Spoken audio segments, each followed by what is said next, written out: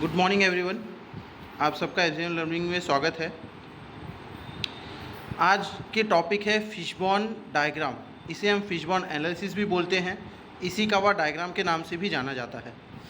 ये हर कंपनी में यूज़ होता है। किसी कंपनी में 4M के नाम से, किसी कंपनी में 5M के नाम से और किसी कंपनी में 6M के नाम से लोग जानते हैं। 4M में क्या क्या आता है, जैसे आप देख रहे हैं, हाईलाइट कर रहा हूँ मैं, मैन, मशीन, मेथड, मटेरियल। ये 4M में आता है जो नॉर्मल इंडस्ट्रीज़ यूज़ करती हैं।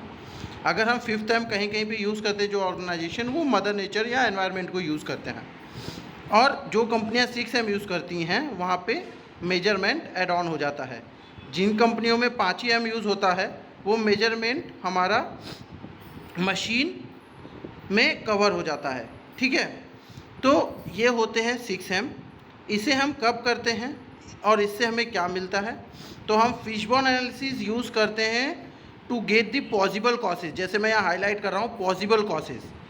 और जब हम ब्रेनस्टॉर्मिंग करते हैं अपने टीम के साथ, फिशबोन एनालिसिस हम जब करते हैं तो we do a brainstorming on the all 6M। We discuss with each other with a team member, those are the team formed. वो टीम मेंबर डिस्कस करते हैं to get the probable causes. तो हमने लिस्ट डाउन करते हैं, यहाँ पे हम प्रोबेबल कॉजेज़ को लिस्ट डाउन करते हैं and from that probable causes बाद में सेग्रीगेट करके from the all probable causes हम पॉसिबल कॉजेज़ को फाइंड आउट करते हैं on the we can say approval of all. जब हम सबका एक अलाइनमेंट ले लेते हैं कि yes these are the possible causes on which we need to focus on which we need to further progress या further steps we need to take, तो वो होते हैं हमारे possible causes. So fishbone analysis हम तभी करते हैं when we are not getting a solution of any problem. जब हमें किसी प्रॉब्लम का सॉल्यूशन नहीं मिल रहा, at that time to get the possible causes and from the possible causes to get the root cause of that causes. Okay, so ये effect जो लिखा हुआ है मैंने यहाँ पे, आप देख रहे हैं, मैं हाईलाइट कर रहा हूँ। Effect means problem. जो भी हम प्रॉब्लम फेस कर रहे हैं, यहाँ पे हमारे पास रीफोकस्ड प्रॉब्लम स्टेटमेंट आता है या डिफाइन स्टेटमेंट आता है। ठीक है, तो डिफाइन स्टेटमेंट कहाँ से आता है? इनिशियली हमारे पास कोई प्रॉब्लम होती है जिसका सोल्यूशन हमें नहीं मिल रहा होता है। उस प्रॉब्लम का सोल्यूशन पाने के लिए हम इसके पहले भी कुछ स्टेप्स परफॉर्म करते हैं और उस प्रॉब्लम को डिफाइन करते हैं। ठीक है, जहाँ पे हम कुछ कंपनियाँ 4W2H यूज़ करती हैं, कुछ कंपनियाँ 6W2H यूज़ करती हैं, कुछ कंपनियां डेटा कलेक्ट करके डायरेक्टली जो प्रॉब्लम है उसका एनालिसिस करके उसके प्रॉब्लम को डिफाइन करके फिर फिशबोन में जाती हैं। ठीक है, तो इसके ऊपर के प्रोसेस में भी अलग अलग होंगे, बट ये स्टेप्स हम तभी फॉलो करते हैं पूरा fishbone analysis to list out the all probable causes. Probable causes याद रखिएगा, प्रोबेबल कॉजेज़ की बात कर रहा हूँ मैं। और उन प्रोबेबल कॉजेज़ मतलब जो भी कॉजेज़ मुझे लग रहे हैं जिनके कारण ये प्रॉब्लम आ सकता है, वो सारी चीज़ें मैं लिखूँगा। यहाँ पे देखिए 1 2 3 डिनोट किया गया है। 1 2 3 ये लेवल है।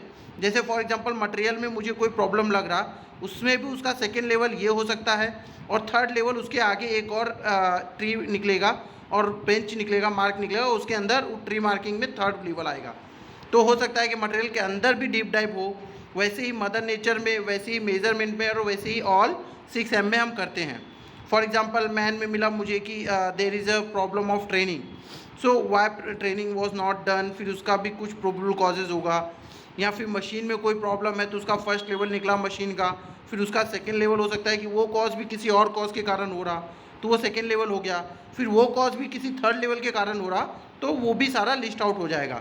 So after listing of the all probable causes, फिर उनमें से कौन से ऐसे पॉसिबल कॉजेज़ हैं जो मेरे इफेक्ट को इम्पैक्ट करते हैं, उन पॉसिबल कॉजेज़ को हम टीम के अलाइनमेंट के साथ फाइनलाइज करेंगे।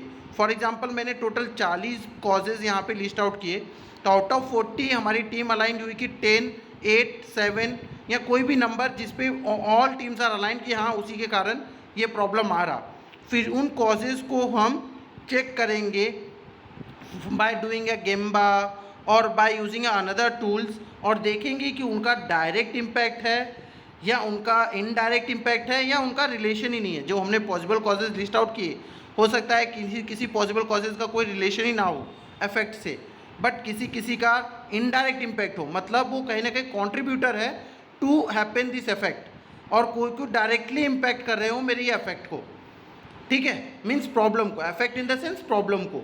तो इसलिए हम उधर चेक करेंगे whether the problem is directly impacting, causes are directly impacting to my problem, indirectly impacting to my problem, और having a no relation with the problem.